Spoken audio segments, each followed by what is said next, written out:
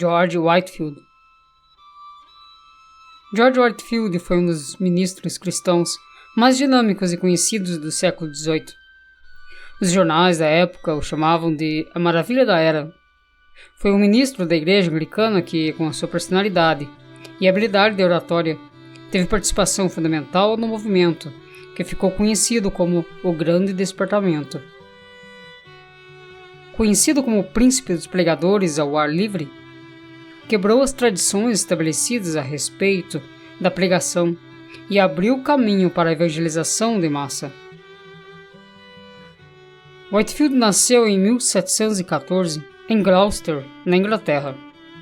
Perdeu seu pai muito cedo, o que levou a servir meses desde novo na estalagem da família.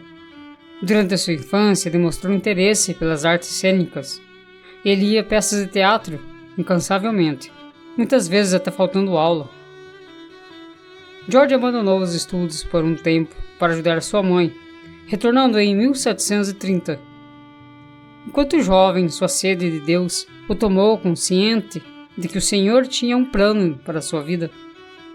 Para preparar-se, jejuava e orava regularmente. E muitas vezes ia ao culto 2 vezes por dia. Nos seus primeiros anos de formação, Whitefield tornou-se cristão praticante, enquanto estudava na Universidade de Oxford. Sua fé se aprofundou. Na universidade, em 1733, ele conheceu os irmãos Wesley e se juntou ao grupo de cristãos do Clube Santo. Chamado por muitos críticos de metodistas, pela abordagem sistemática às questões religiosas. Assim como seus amigos do clube, Whitefield também buscou a salvação através de disciplina rígida e boas obras. Isso lhe custou sua saúde e ele jamais se recuperou totalmente. John Wesley emprestou a Whitefield o livro de Wayne Cogle, A Vida de Deus na Alma Humana, que mostrou a sua necessidade de nascer de novo. A conversão de Whitefield lhe despertou a missão de pregar as boas novas de Cristo às pessoas em todos os lugares. Então, após ser ordenado ministro da Igreja Anglicana, começou a evangelizar. Aos 21 anos, fez seu primeiro sermão em 1735. Suas palavras registram: uma plena garantia de fé invadiu minha inconsolável alma. O papel que George Whitefield teve junto aos irmãos Wesley foi fundamental no movimento que tornou conta da Grã-Bretanha na primeira metade do século XVIII.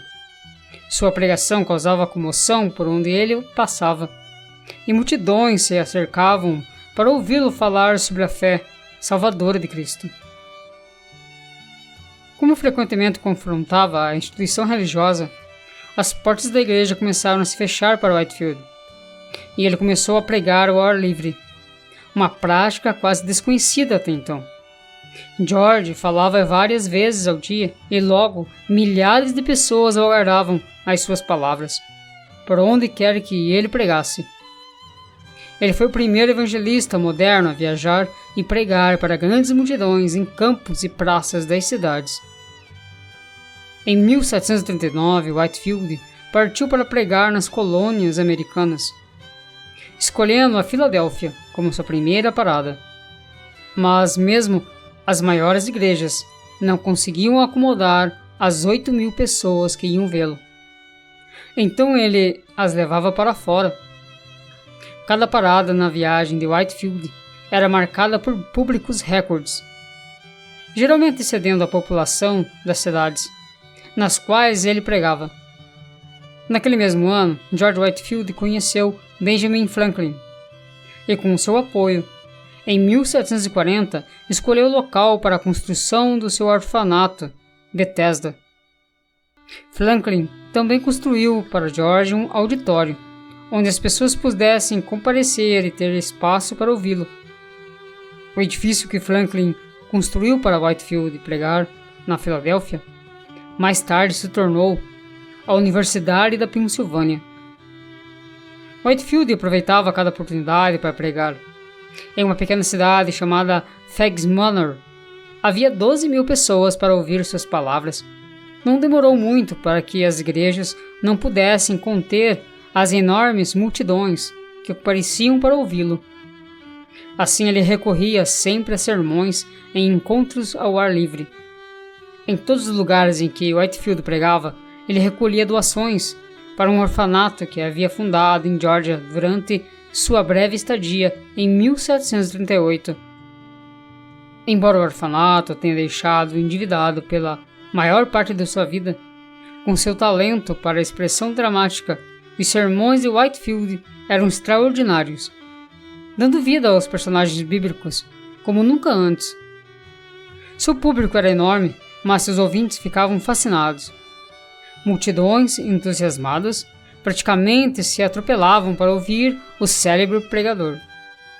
Essas mesmas multidões ficavam em silêncio absoluto quando Whitefield orava.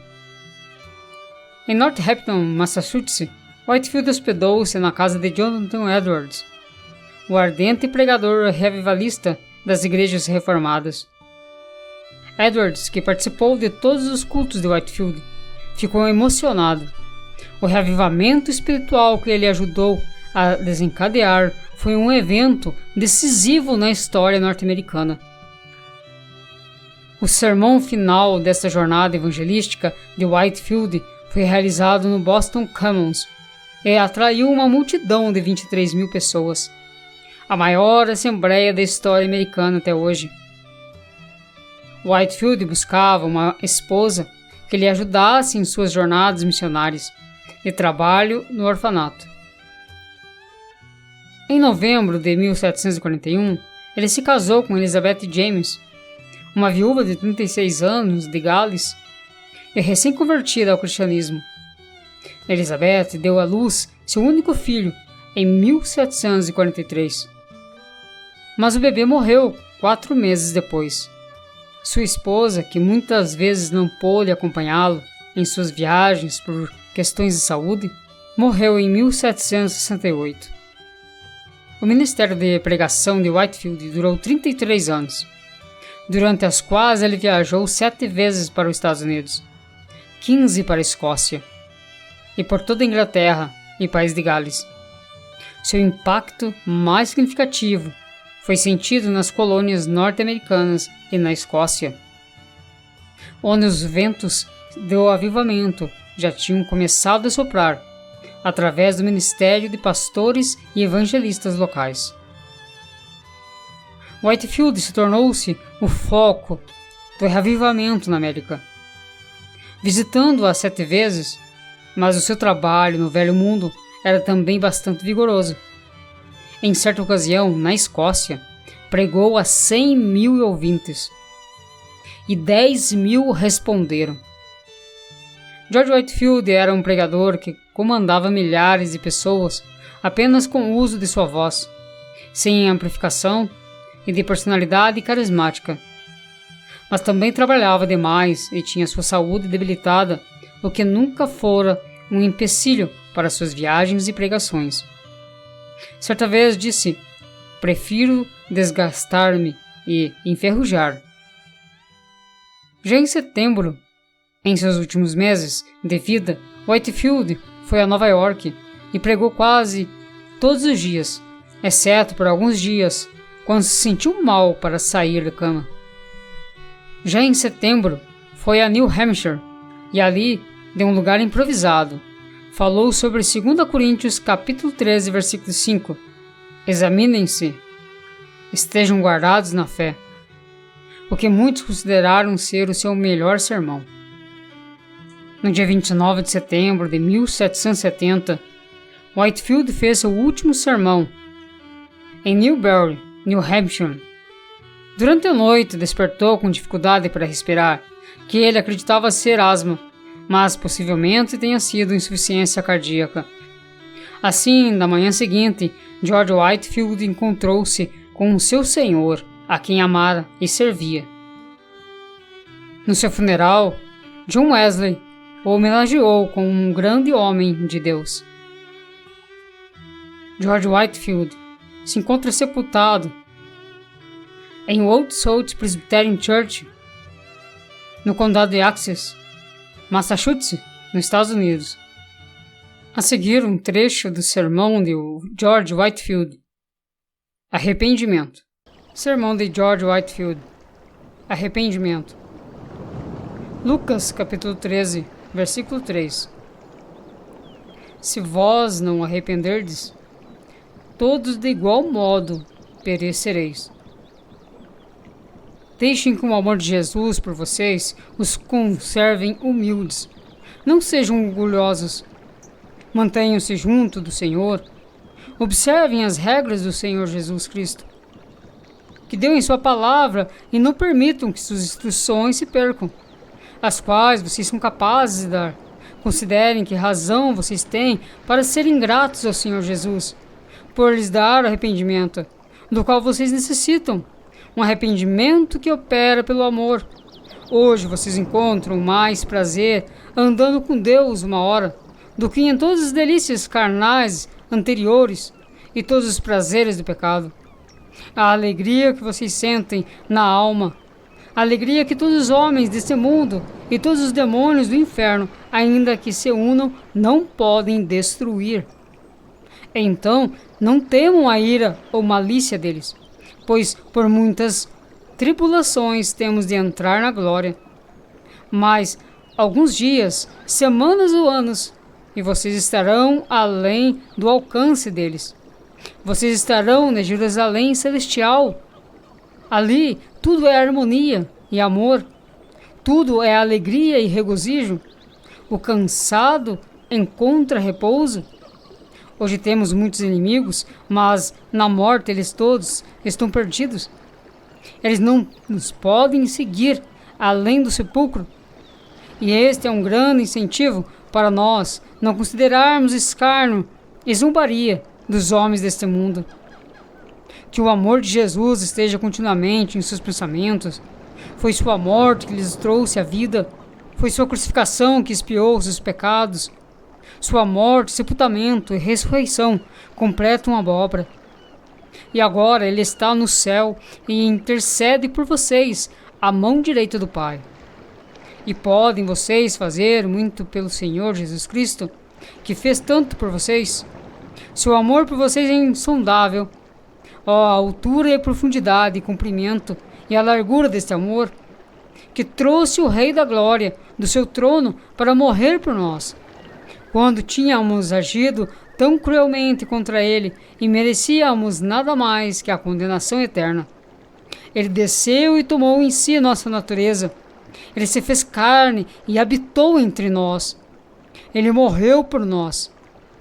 Ele pagou o nosso resgate. Com certeza, isso deveria nos fazer amar o Senhor. Deveria nos fazer regozijar nele, e não como muitos fazem a nós mesmos. Temos muitas vezes feito, crucificar esse Jesus de novo. Vamos fazer tudo o que podemos, meus queridos irmãos, para honrá-lo. Venham todos vocês, venham e vejam ele estendendo a mão para vocês. Vejam as mãos e os pés pregados na cruz. Venham, venham, meus irmãos, e preguem seus pecados ali. Venham e vejam ao lado dele que foi furado. Há uma fonte aberta para o pecado e para a impureza. Lavem e fiquem limpos. Venham e vejam a cabeça dele coroada com espinhos. E tudo por vocês. Vocês conseguem pensar no Jesus ofegante, sangrento e agonizante, e não ficar cheio de piedade por ele? Ele sofreu tudo isso por vocês. Venham a ele pela fé. Tomem posse dele, da misericórdia, para cada um de vocês que for a ele. Então, não demorem. Corram para os braços de Jesus, e vocês serão limpos no seu sangue. O que lhes direi para fazê-los irem a Jesus? Eu tenho lhes mostrado as consequências terríveis do não arrependimento de pecados. E se depois de tudo o que eu disse, vocês decidirem persistir, seu sangue lhes será requerido das suas próprias mãos. Mas espero coisas melhores de vocês, as coisas que acompanham a salvação. Rogo-lhes que orem fervorosamente pela graça do arrependimento, Pode ser que nunca mais eu veja o rosto de vocês novamente, mas no dia do julgamento eu os encontrarei lá. Vocês bendirão a Deus por terem sido movidos ao arrependimento. Ou então este sermão, embora feito num campo, servirá de pronta testemunha contra vocês. Arrependam-se, arrependam-se!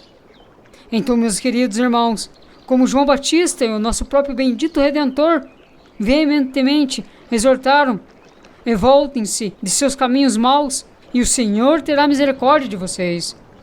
Mostra-lhes, Pai, em que eles te ofenderam, faz-lhes ver a própria vileza, e que eles estão perdidos sem o verdadeiro arrependimento.